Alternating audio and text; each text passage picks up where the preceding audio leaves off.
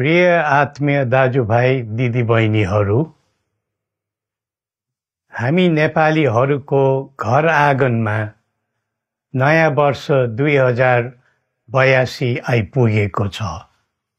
नयाँ घाम, नयाँ ज्योति, नयाँ उत्साह लिएर आएको नयाँ वर्षको उपलक्ष्यमा देश तथा विदेशमा रहे बसेका सम्पूर्ण नेपालीहरूको सुख र शान्तिको मङ्गलमय शुभकामना। हरेक नयाँ वर्ष नूतन आशा र विश्वास बोकेर आउने, तर वर्षको बिदाईमा एउटा घनघोर निराशाका बीच हुने गरेको धेरै साल भयो।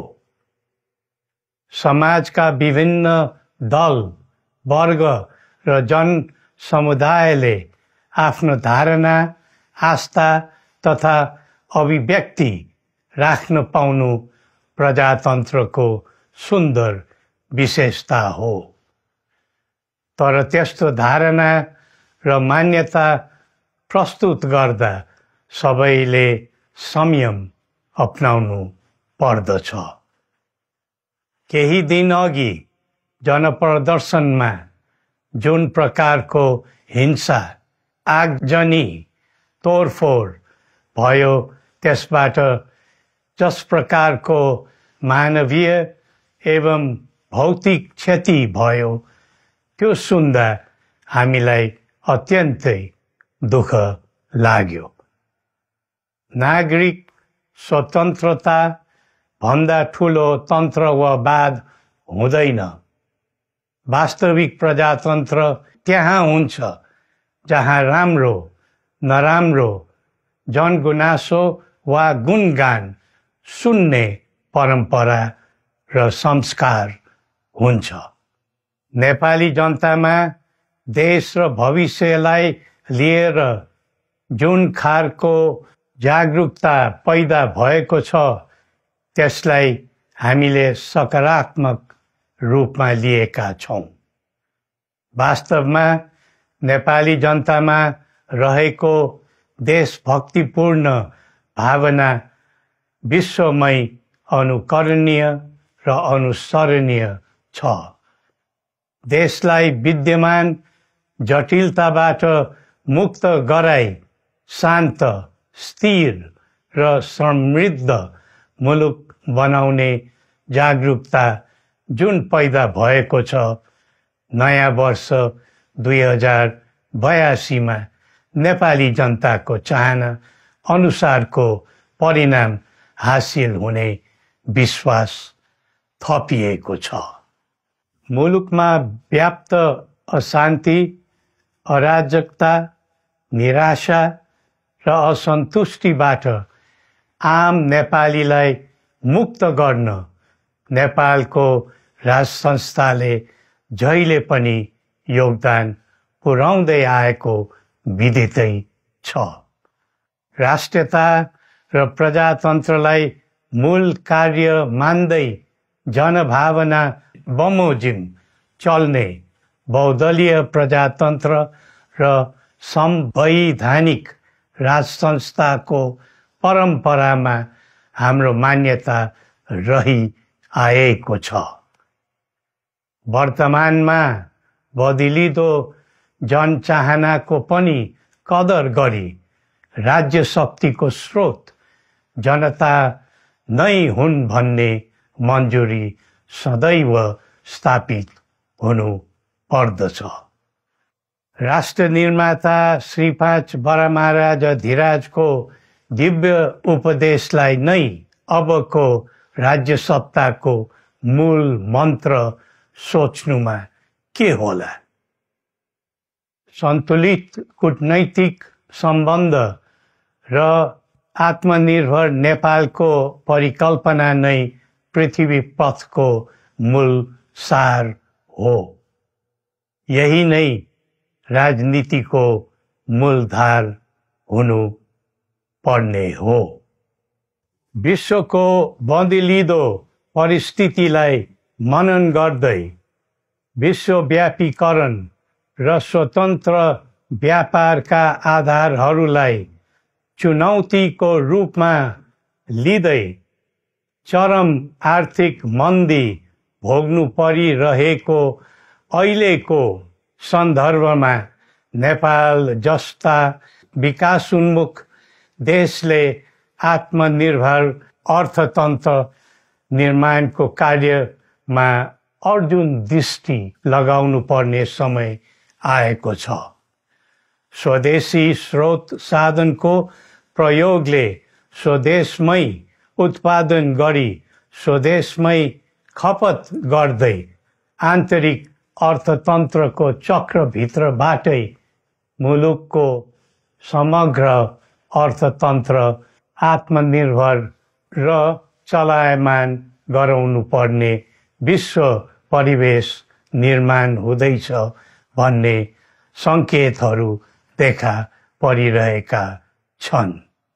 विश्वकै उत्कृष्ट यो भूमिमा बाँच्न समेत गाह्रो हुने स्थिति पैदा भएपछि बढ्दो युवा पलायनलाई रोकी युवा शक्तिको श्रम र सिपलाई स्वदेशमै उच्च उपयोग गर्नु पर्दछ।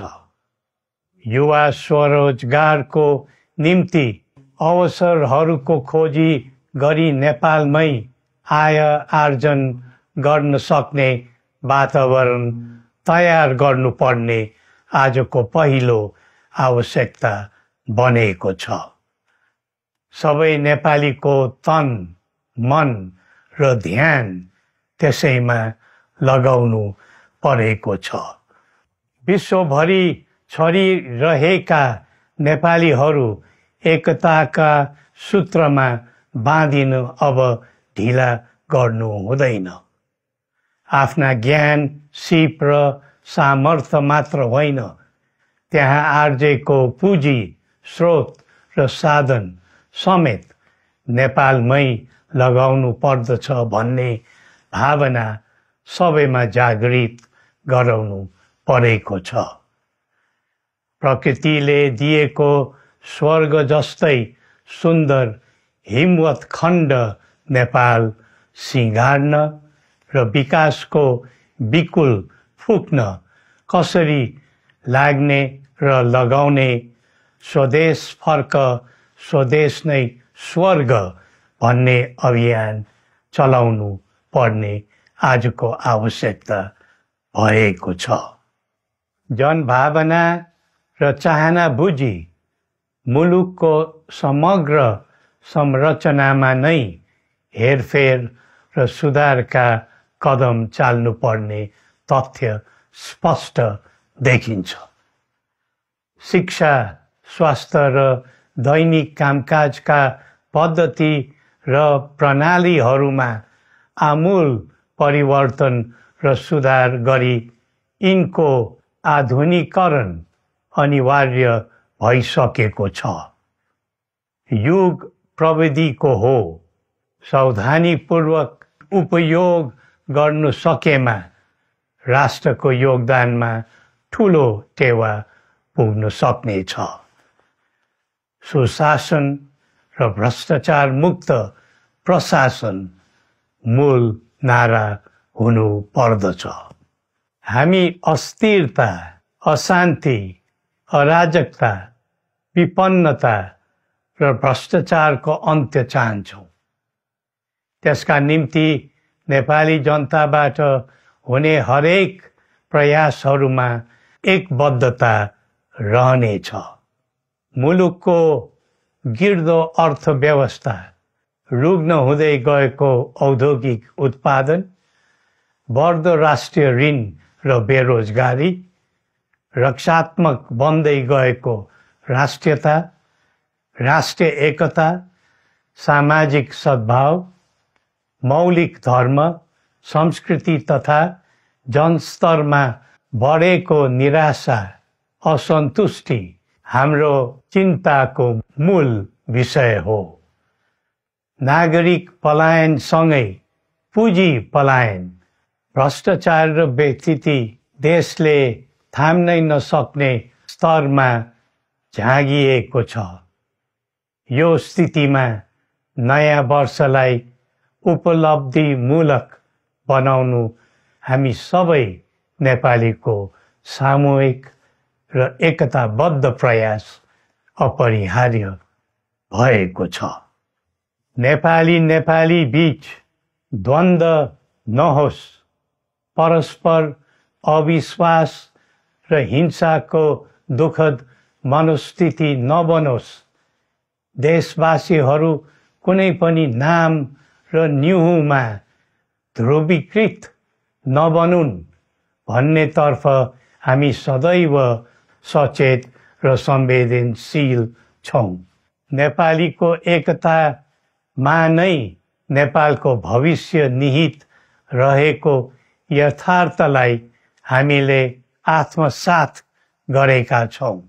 सबैले यही वास्तविकतालाई आत्मबोध गर्नुपर्दछ भन्ने ठान्दछौँ। हाम्रा आह्वान हामी कसैको निजी स्वार्थपूर्तिका निमित्त होइन, कुनै खालको सैद्धान्तिकवाद वा विचारको होइन। समग्र राष्ट्रको स्वाधीनता, समग्र जनताको सम्प्रभुता तथा नेपाल र नेपालीको सुखमय प्रतिष्ठाको निम्ति हो। आफ्नै प्रकारको अग्रणी राष्ट्र हामीले नै बनाउने हो अनि आफ्नो स्वतः र अस्तित्व हामी आफैले उठाउने हो। संसार धेरै अघि बढिसक्यो, तर हामी यो वा त्यो वादको चक्रव्यूहमा फँसेका छौँ। नेपाल आमालाई केन्द्रमा राखेर हाम्रा विचार बन्नुपर्छ, हाम्रा कदम चल्नुपर्छ। हरेक समस्याको समाधान संवाद, सहमति, समन्वयन र सहकार्यबाट हुन सक्छ। आगामी वर्ष नेपाली इतिहासको स्मरणीय र सुनौलो सम्झना बन्नुपर्छ र बनाउनु सकिन्छ भन्ने विश्वास हामीले लिएका छौँ। नयाँ वर्षले नयाँ आशा, उमङ्ग र उत्साह ल्याओस् अनि नेपालीको सुनौलो भविष्यको सुनिश्चितता होस्। श्री पशुपतिनाथले हामी सबैको कल्याण गरून्। जय नेपाल।